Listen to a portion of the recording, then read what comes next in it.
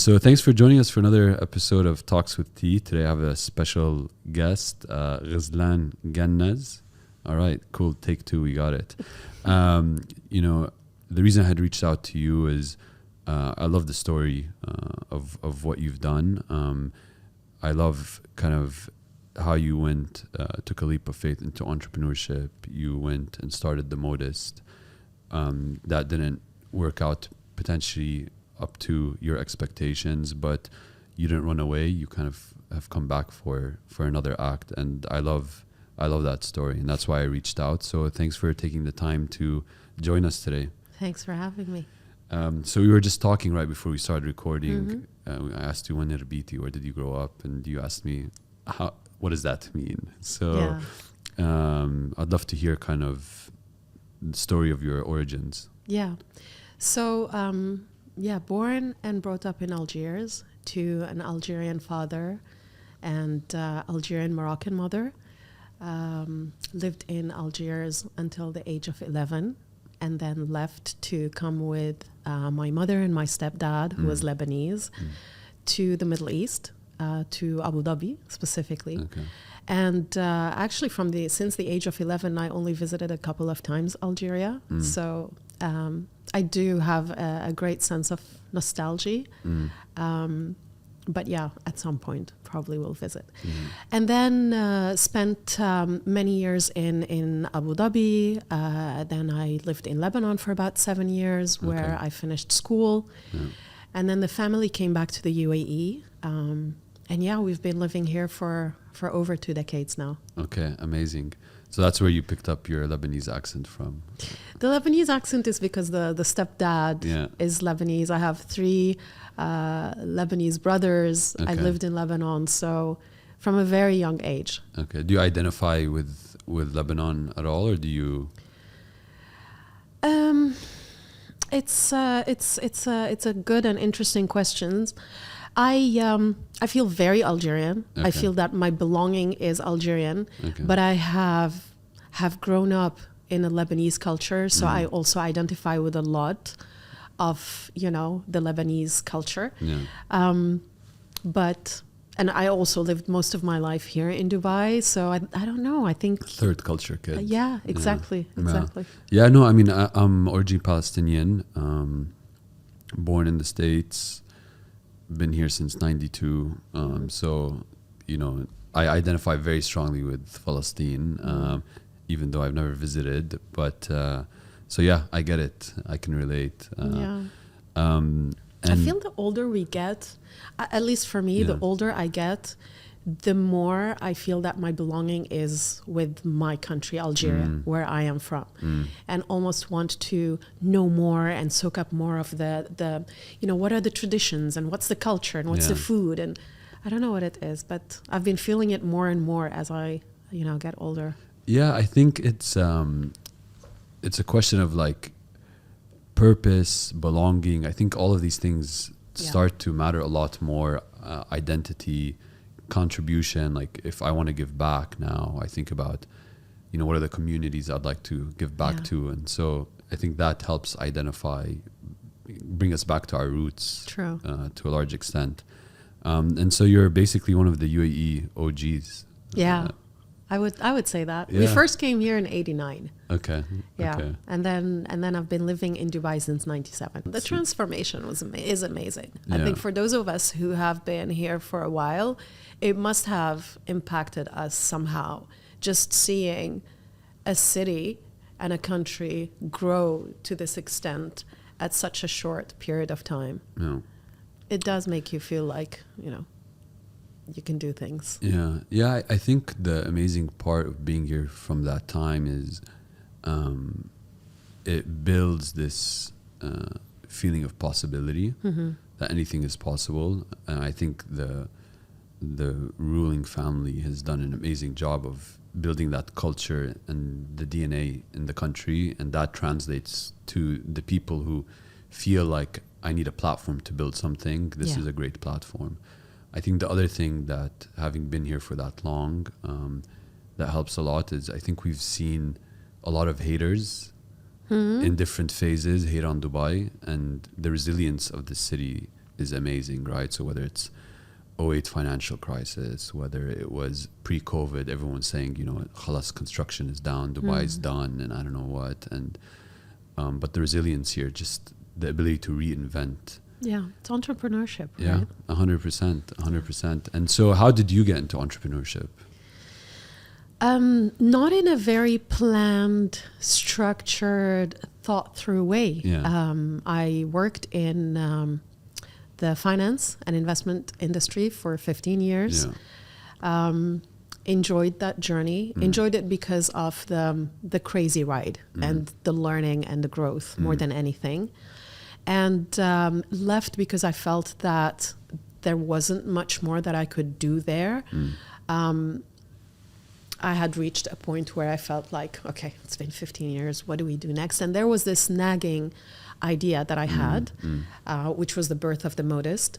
And it was a personal frustration and one that I had seen in, you know, women in the family and women around me. So I really identified with the problem and understood it. And yeah, I left to start the Modist. So it didn't, I mean, if you had asked me maybe halfway through those 15 years if I would be an entrepreneur, and at that point an entrepreneur, I had worked with a lot of entrepreneurs, and to me it was like these creatures who do things that are so different and mysterious, and they have superpowers. I would have said I don't even know where to begin. But yeah, that's how it started, very organically. Yeah, you know, that I think that perception of entrepreneurs are these creatures that I think some of that still exists today, and I think that's a big reason, you know, we started the podcast. What did you learn during your time in investment banking and finance? So when I started, I joined, so I was with the same company for 15 years. And when I started, when I joined, it was about, there was maybe 4 of us. Okay. And when I left, it had $10 billion of assets under management, 30 offices around the world. It really grew. I left in 2015. And I just, you know, it was so fast paced. And you had to be a certain type of person to fit in that culture. You had to be very driven, very focused on, you know, building your career, on getting things done. So there were a lot of things that actually fit in the entrepreneurial world that I picked up from there, and that actually helped me in building my first business. What are some of those things that come to mind? Tenacity, just go, being resourceful, figuring things out, problem solving. Like there was no. Right? You had to figure things out. You had to get things done. You had to get them done in short periods of time. So it was always being pushed and being challenged and totally out of your comfort zone. And the reason I stayed there for 15 years is because at no point was I doing the same thing. I grew quite a bit as the company was growing quite a bit. And so it felt like it was different jobs, you know, over that period of time. And so I think the amount of change that I became used to was one of the main things that kind of, I think, helped me.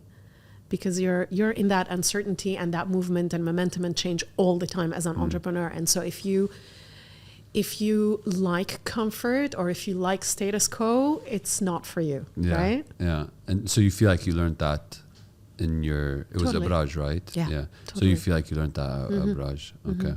And when you decided that you're going to go do the Modist, what was the light bulb moment? You know, it wasn't a light bulb. It was building up until it got to a crescendo where I felt like this is exactly what I want to do, and also I am done with this, right? So there was this conversion. It was just like the perfect moment. Exactly. So I had been thinking about the idea for about a year and a half or so, and just toying with different things. And the more that I researched, the more that I tried to understand it from a business, not just a frustration personally, the more I felt like, why isn't anybody doing this? Like everybody that I speak to gets a sense. And just to clarify, it's basically a market or a platform, a destination, online destination for luxury fashion for modest dressers. So women who want to dress fashionably, but also cover. So they don't want to show too much skin. Yeah. And we did it in a way that was very cool and very fashionable and very agnostic. So not speaking to a particular religion or culture and region. And we landed up with, communities and markets that included American women. It was 35% actually US market, and the rest was from the region and abroad. So the more that I delved into it, the more it felt that it was such a viable idea. And also one that I was very passionate about, so made sense. Yeah, I mean, you were in the banking sector pretty early, I would say, in this part of the world, and then you jumped and did your own startup. So you come across as a very courageous person. Where does that come from?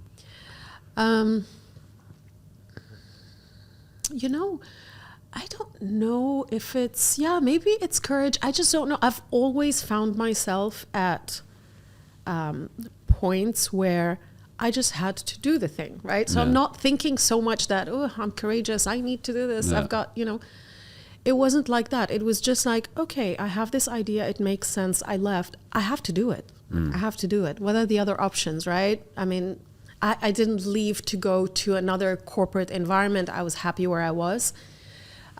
So I don't know if it's courage. I don't know if it's just the way I am. I think of something and then I just go and I figure things out as I go.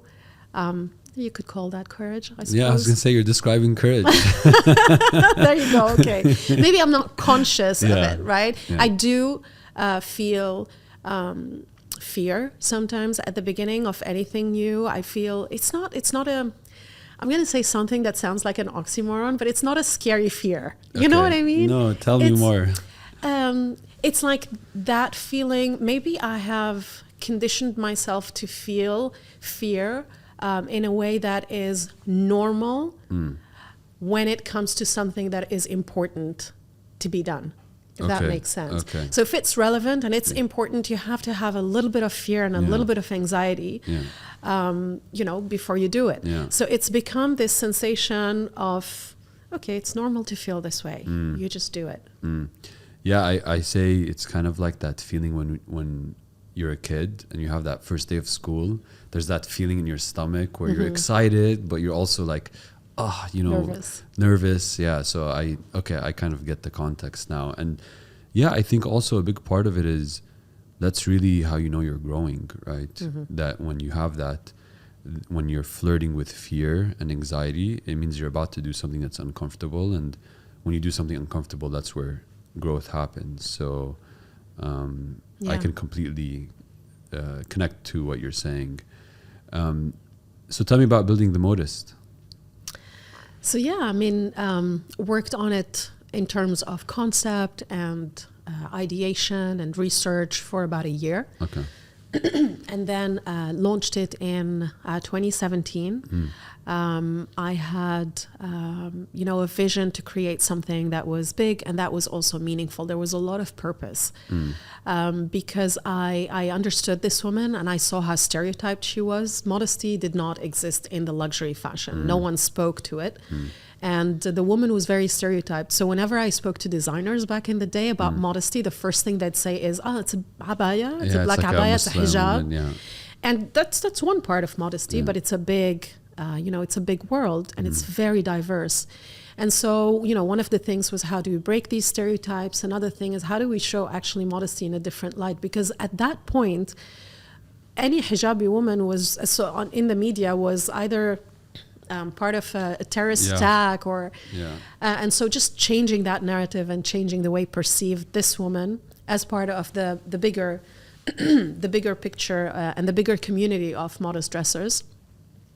That's how we started. The business model was we bought stock and we shipped, and we did not expect that the US was going to grow into a very substantial market, but it did. And it was heavy in terms of what it required, as a business from a cash perspective and so on. But it was growing, and we saw very clearly the resonance and what was happening. Yeah, I guess how Just had a you have a bottle of water next to you. Thanks. How I guess when you start a business, there's like you were saying, this like fear, but it's not fear. This excitement, and then there becomes a moment where you're like, okay, actually, this is gonna work. Like something's happening here. Mm-hmm. What was that moment where you're like, okay, this is actually there's something here beyond just my idea? Yeah, I think it happened very early on. Yeah. Okay. Amazing. Yeah.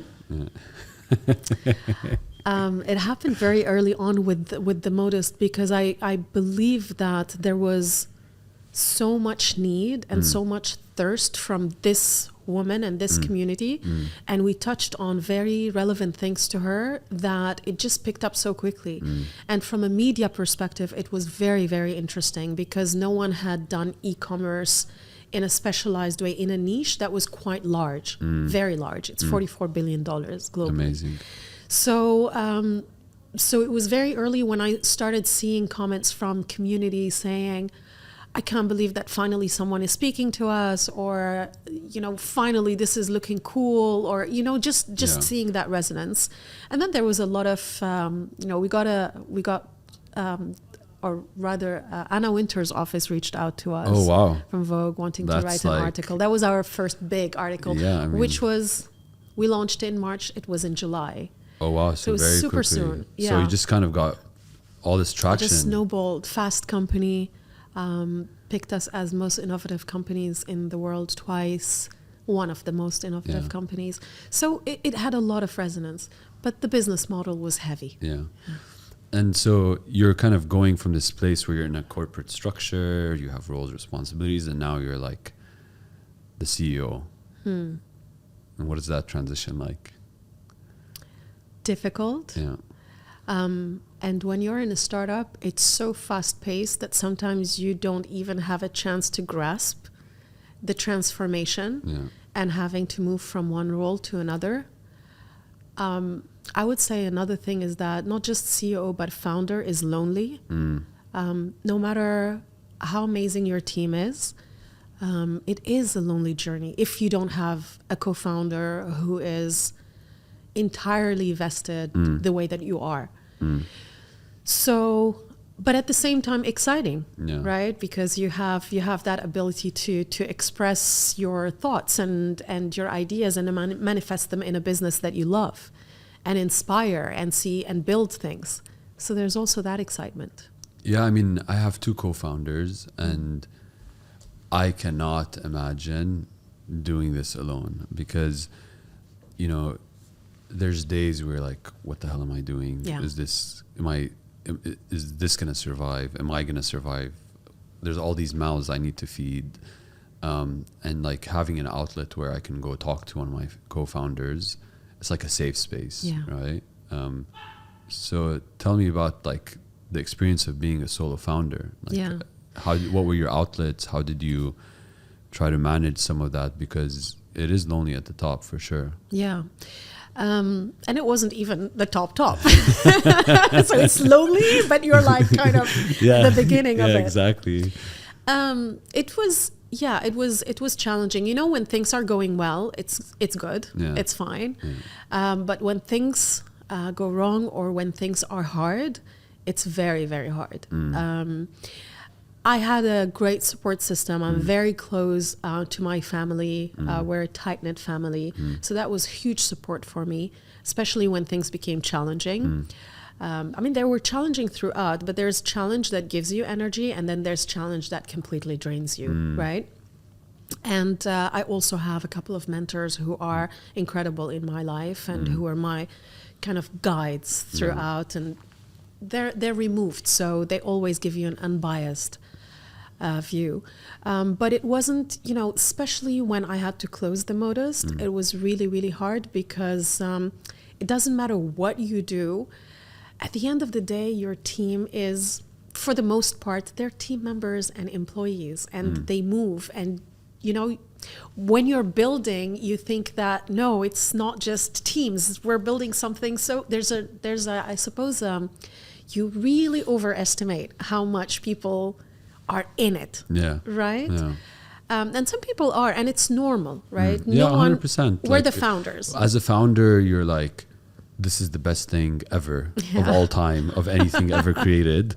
And then for some people, it's like, this is a job. Yeah. Right. And so I think kind of what I've learned about that experience is you have some people who are going to look at it like, no, this is the best thing ever. And one thing I've learned is like, how do I protect those people? How do I keep them here as long as possible? How do I make them feel like this is their baby as well? Yeah. Because those people are invaluable, especially during the times when things get super tough. Correct. So what's an example of, I say there's the challenges that like for me personally make me curl up into like a ball and want mommy, like those types of challenges where like I'm like in the fetal position, I don't want to go to the office. So what were some of the challenges you faced that were fetal position type challenges? So I'll give you the context of closing the Modist, and you'll get a sense, because that fetus position went on for a good 6 months. So we were, as I said, we were growing, and on our third year, we're growing quite a bit and doing well. We launched our own private label, so the business was doing the right thing. And the third year was a pivot year. We were supposed to go to marketplace rather than carry stock. And for 6 months, we were having conversations around, with our shareholders and with our investors around that. And, sometimes negotiations just take too long. And so they were, our investor was, the main investor was supposed to come in and, be part of this new chapter, but the conversations just dragged. And in startup life, time is everything. Yeah. And you're running a business that requires liquidity, so every week becomes more and more challenging. And then there was an agreement, everything was great, now everyone is excited, we're ready to move to the next chapter, and COVID hits. And it impacts our investor, and they decide that they're halting investments across, the board. And this was the 11th hour. So that point, there was no way of finding any kind of solution because it had been actually a while. So that period to me was probably the hardest period in my life, outside of, big events, but career-wise, definitely the hardest, because you don't know how to navigate, and it's emotionally quite challenging. But you also want to be upbeat and full of energy and positivity for your team, because they need to keep moving. So it's a lot of emotions. Yeah, for sure. I guess a couple of questions. Is there anything you'd have done differently if you could go back in time managing that situation? What have you learned from? It's so hard. I ask myself that because we kept running the business. But at the same time, and I think to myself, maybe if I had kind of made a decision to just stop earlier, it would have been easier afterwards. Yeah. But at the same time, how do you stop when you know that there is a light at the end of the tunnel? There's a potential solution. I would have probably stopped it a little bit earlier.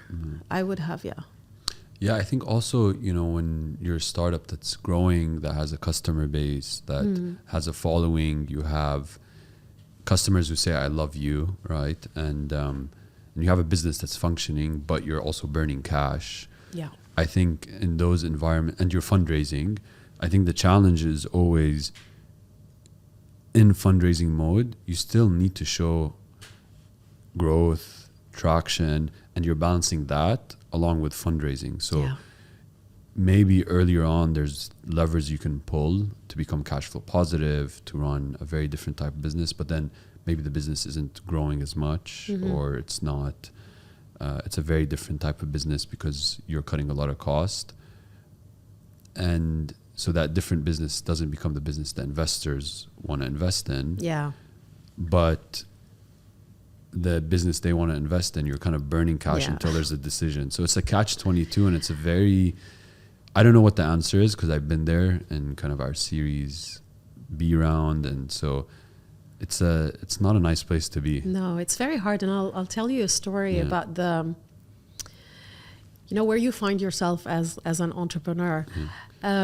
So we announced the closure of the Modist early April. And in, I think it was November, I was on the cover of Forbes as one of the biggest 20, the best 20 retailers in the region, alongside huge businesses. And whilst, yes, the business was actually, in terms of what it was doing and how it positioned itself and its growth, was an amazing business. But in the background, it's madness, right? But what do? You don't not, push your business out there to allow for more opportunity, right? But this is what happens oftentimes with entrepreneurs, is that even within one day, you're kind of in the highest of highs and the lowest of lows. And so one of the things that you have to learn is, how do you manage to stay grounded with the whole thing? And one of the things that I actually really, that hit me and I learned from closing the Modist is, which is very hard, but that your identity is not your business. And I was my business. For 3 years, I was the Modist was me. And then when we closed, I felt like, gosh, those 4 years have just been this, nothing else, right? So it's hard for founders to kind of pull themselves and find some balance. There isn't a balance in our lives. Let's just call a spade a spade. Exactly. But there is a way for you to have important things in your life outside of just what you do. Yeah. You can be extremely passionate about it and entirely in, but there are other things that ground you too.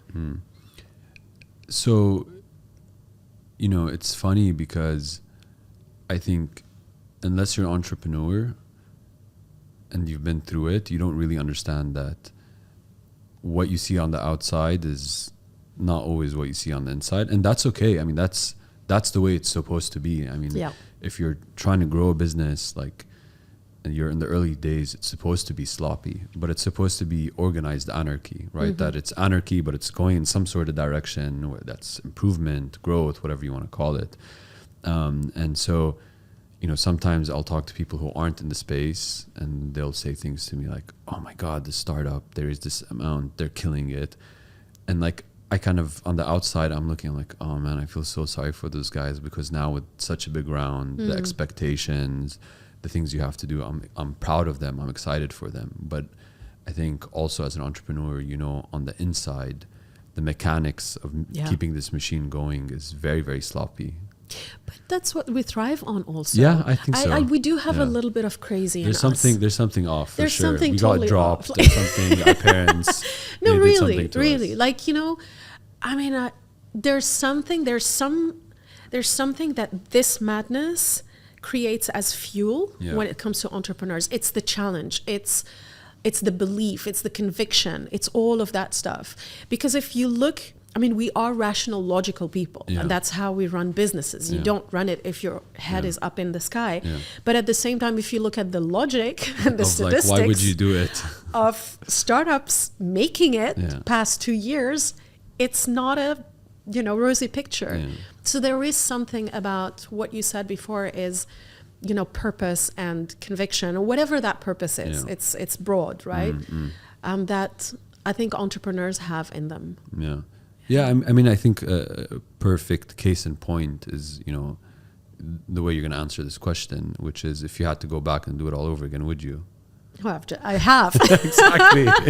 so case in point. And put a little bit more, added more to it. Yeah.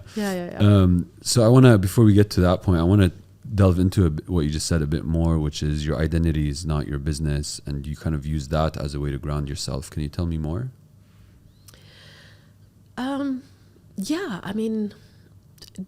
I suppose I had no separation.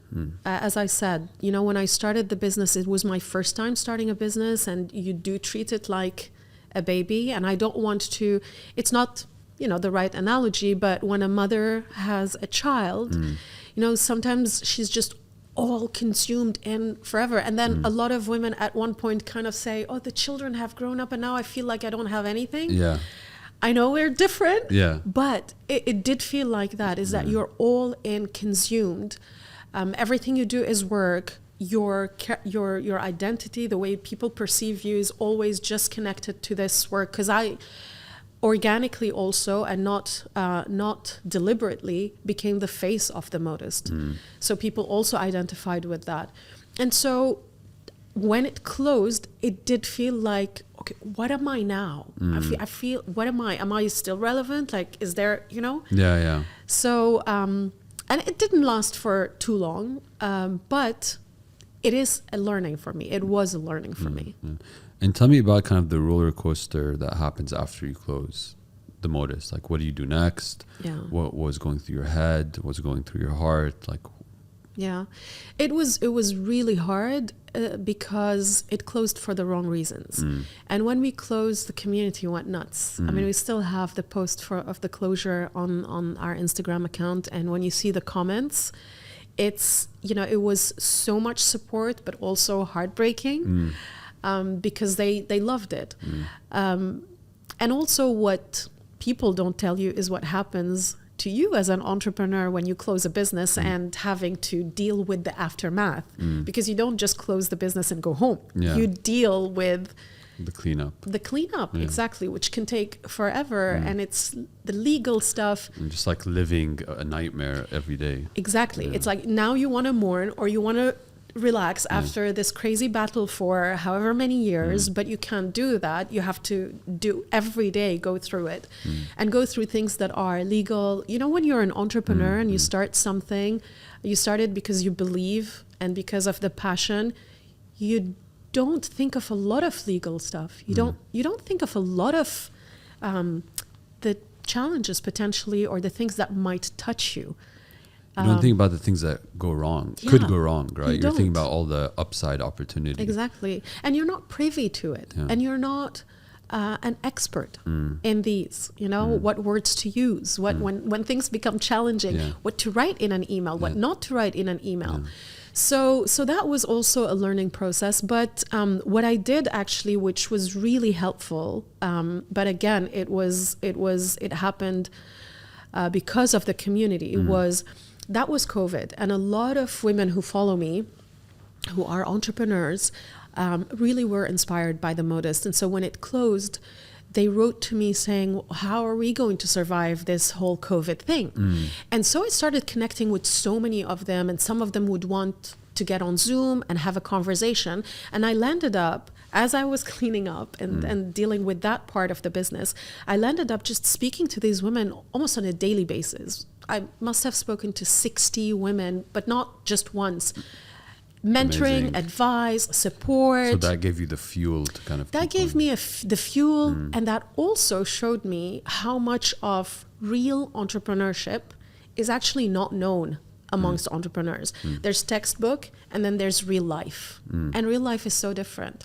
So then that's what led me to start a passion project, which is called F-Force, which is an online educational platform for women who want to start businesses. So it's courses. But that was very, very helpful. And I feel sometimes actually one of the things that can really help you in difficult times is to use that to support other people or to do something for someone else. Yeah. No, that's amazing. And I had no idea. I guess when you go through this process, you're winding down. I think it's beautiful that you found something that gave you purpose. It seems like a lot of things happen in your life kind of organically and kind of one door closed, another door opened. Yeah. What are your thoughts about that? I have the conviction that if you do your bit and give something your all, that you're on the right track. And that if a door closes, and you've done everything to push that door, then it's just not yours, and something better, will come along. And it's always been the case in my life. Sometimes some things just don't work out and it feels painful, but in hindsight, it was the right thing, or it worked out for a better reason, which is what I'm seeing right now after closing The Modist. Yeah.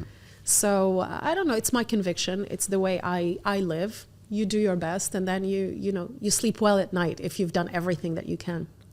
Yeah, I think it's a healthy way to live, because you've lived it firsthand. So much in life is out of our control, right? Like nobody would have told you. Somebody told you, Ghizlan, there's going to be a pandemic right in the middle of your fundraise. You can't plan for something like that. No. So then you decide that you want to come back and do this crazy thing all over again. Yeah. So 6 months into it. So I stayed in touch with a number of my team members, but especially one who was actually one of the most recent people that joined my team. She was with me for about, I would say, 9-10 months. Hajar, who was Chief Commercial Officer. And we worked through the toughest time, and her character and how she was through that time, being relatively new, was just, to me, incredible, right? And when all this kind of happened, we spoke, and I was like, look, if I want to do anything or you want to do anything, let's do it together. We're super complementary from a skills perspective, super aligned in terms of values as people, and very driven. And she was also at a part, her background is super strong. She was one of the early founders of, or founding team members of Jumia. Okay.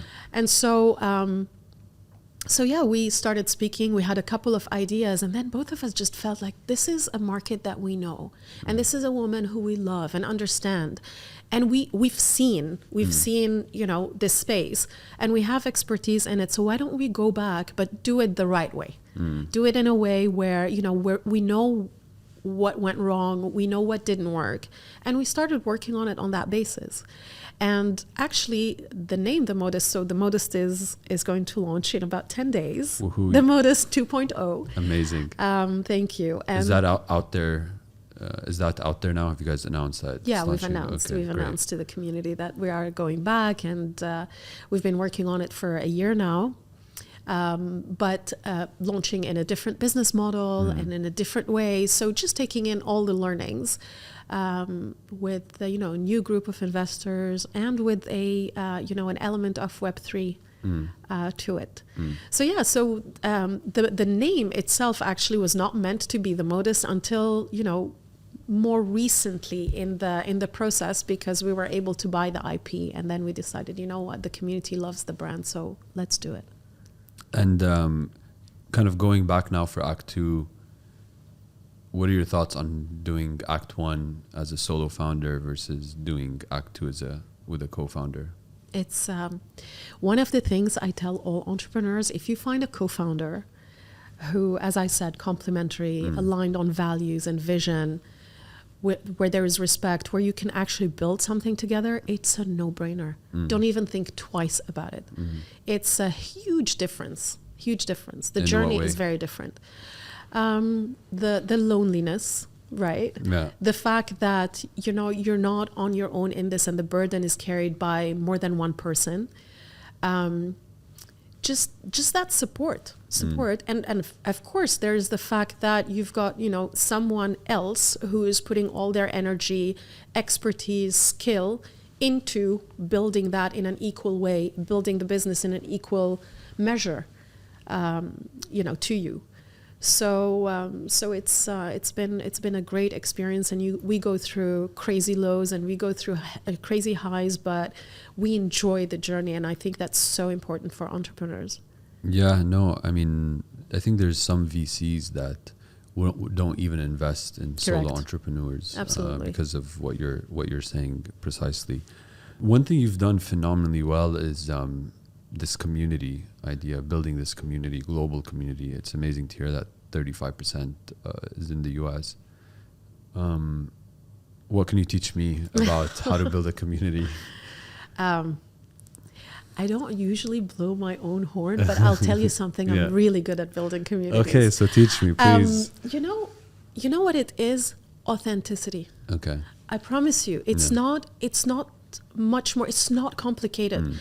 When people actually identify with you and believe you and trust you and see that what you're saying, the values that you're talking about are real, you know, that you're not just marketing, there's just no way around not, you know, connecting with you and being part of that circle.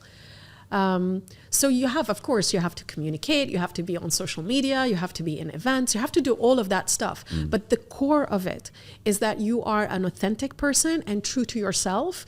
And that will always give you a space, you know, to be, and you can't be everything for everyone. You can't, you know, be into X one day and into Y another day. Communities don't get built that way. It's about, you know, looking at what your purpose, what your values are, and being so true to that you will only attract people who are like-minded and who are aligned with that vision and those values. And for as long as you're authentic in that space, people are going to come into it and align with it. Yeah. And what are the mechanics? So I like the be authentic, but like, what are the mechanics of getting your message out there? What's worked for you? Is it just being social media? Is it being at event? Like you mentioned a couple of things. So the where you are doesn't matter as much as what you do. If you are truly wanting to build a community, you need to give. Yeah. You need to add value. You need to, you know, as they say, put it forward. Is that the statement? Yeah, pay it forward. Pay it forward. Pay it forward. Yeah. And so, for example, at the time of COVID, when I started having these conversations with women, I started putting content out there around growth and personal development and starting a business and just putting it out there. And I don't do collaborations on my Instagram. I don't do anything. I don't monetize on it. And I built a community that actually, you know, loved that and was following me because of that. And then when I launched F-Force, naturally, they had seen me for many years do this, and they bought into that. When it comes to Queen Mode, we've been talking about empowering choice and inclusivity since 2017. We built a community on that basis since then.